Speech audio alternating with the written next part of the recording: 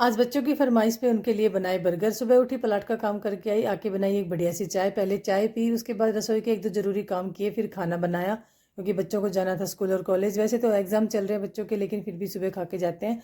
College के लिए tiffin pack कर दिया, इनको भेज दिया स्कूल और कॉलेज। माँ को खाना दे के इनको भी खाना दिया और मैं पहुँच गई सीधी पलाट में, क्योंकि यहाँ के काम की बहुत जल्दी होती है। वहाँ का सारा काम निपटाया, मुझे भी भूख लग रही थी। घर आके मैंने भी खाना खाया और बच्चों के लिए दोपहर में गर्मा गर्म बर्गर बनाया।